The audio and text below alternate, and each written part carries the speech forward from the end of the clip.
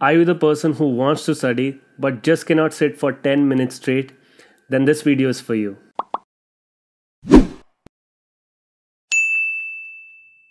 Hey there, I'm Subhav Ramnani, the guy who's mad about medicine just like you. If you're new here, then make sure to subscribe to the channel by clicking the button below, and also follow me on Instagram where I post some amazing medical content, some interesting quizzes, and exciting challenges and giveaways. You can find the links to all of this and everything else mentioned in this video down in the description box below. So let's go.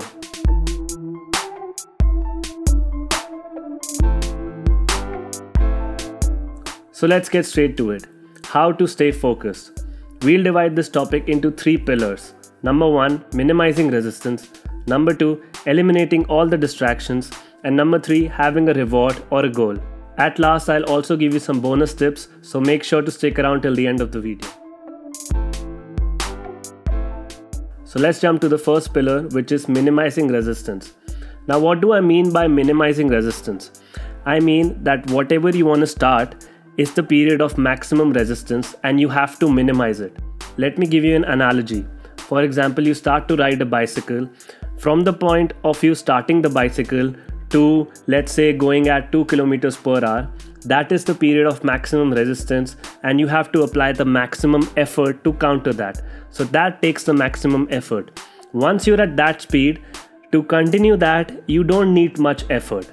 Same thing happens when you start to study. So if you start, once you start, that's the period of maximum resistance.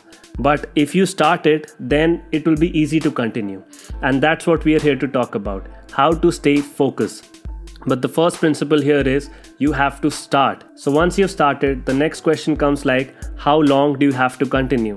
Now you might have heard about the Pomodoro technique, which says like you have to work or study for 25 minutes and then take a 5-minute break. Well, this is actually useful, but I'm going to tell you about a new technique. So as I told you, the path of maximum resistance.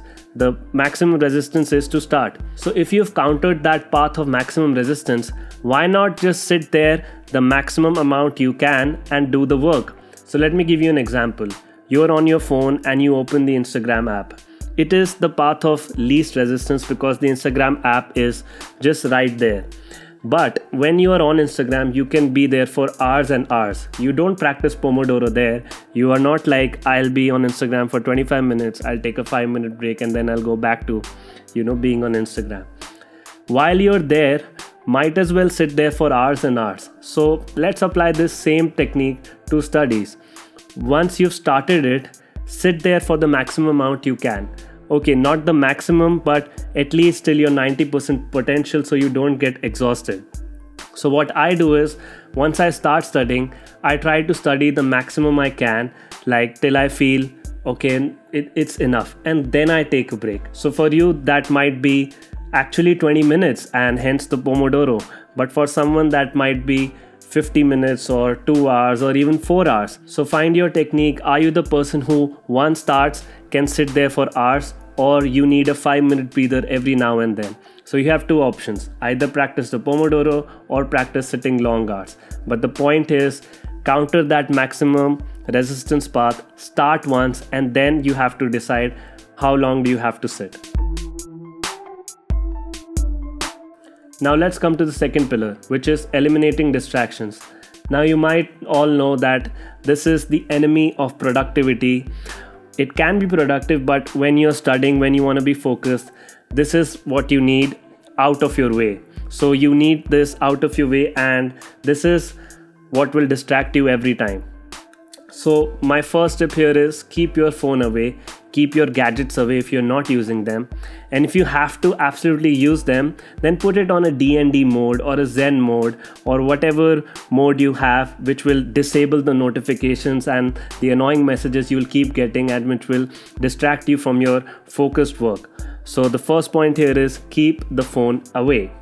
Now many people feel that the phone is not the trouble for them, it's their own thoughts. Whenever they sit down and study, it's like there are 1,000 thoughts in their head and they just cannot focus. Now how to eliminate that? You cannot just put your brain away, you need that to focus. So for that, what I do is I keep a notebook or a blackboard or a pen and paper handy, and whenever any of these thoughts distract me, I just write them down on a piece of paper so that I can come back to it later.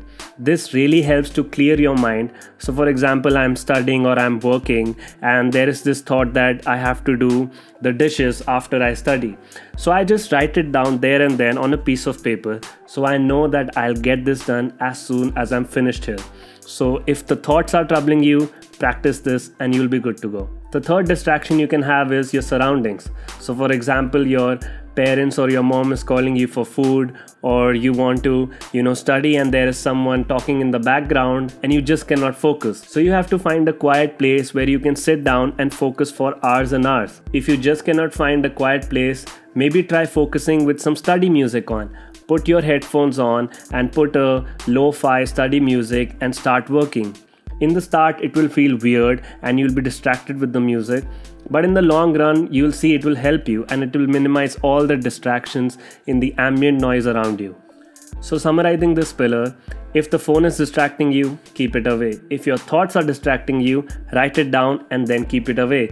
If the surroundings are distracting you, put on your headphones, have some lo-fi study music, or find a new place to study.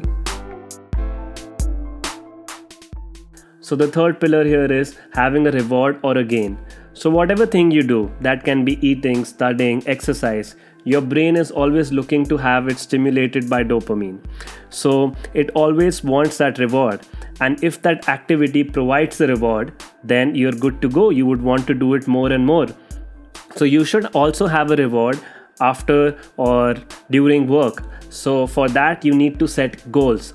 So goals can be of three types. There can be a long-term goal, there can be a general goal, and there can be a day-to-day or a to-do list goal. So for a long-term goal, I can say, okay, in the long run, I want to become a doctor, or I want to bag a residency in medicine. That can be a long-term goal. A short-term goal can be like, okay, by the end of February, I want to be finished with surgery, studying surgery. So that's like a general short-term goal. And the to-do list or a very day-to-day goal can be, okay, today I'm going to read from page 265 to 267 from this XYZ book. So that's a to-do list or a very, very day-to-day goal. So when you complete that goal, you check that item off the list, that is a reward in itself. So in the end, you want to study so that you can check that item off your list. So that is a reward. If that doesn't work for you, you can actually keep a reward at the end of the day. For example, you complete something, you complete a task, and then you reward yourself with going out somewhere with a friend or having a chocolate or something. So my point is, you need to have a reward to stay committed to the task you're doing. Now another problem while goal setting is, how much goal should you set?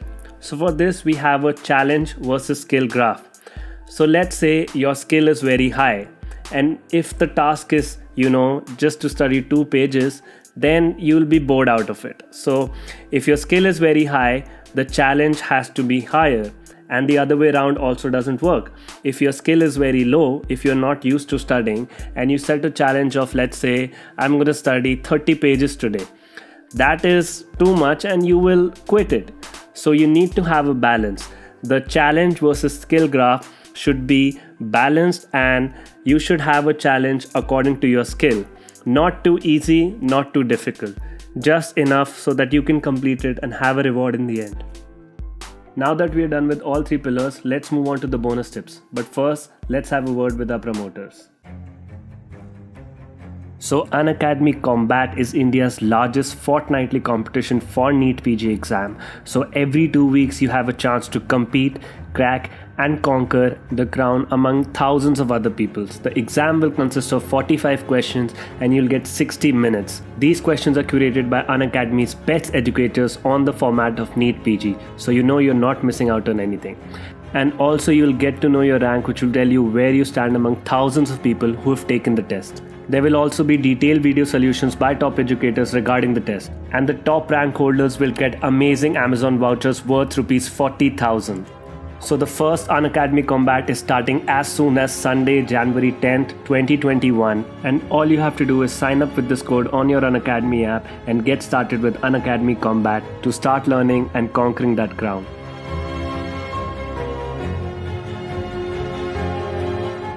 Number 1, if you're having trouble trying to focus, try some of these apps. It's called Forest or Flipped. These apps track your time. They make you stay away from your phone even when the phone is just sitting. You'll have the app on your phone and it will disable all the notification while also tracking a time of your studies. So in the end you can say, okay, I was focused for let's say 20 minutes and then I use my phone and then the timer will go off.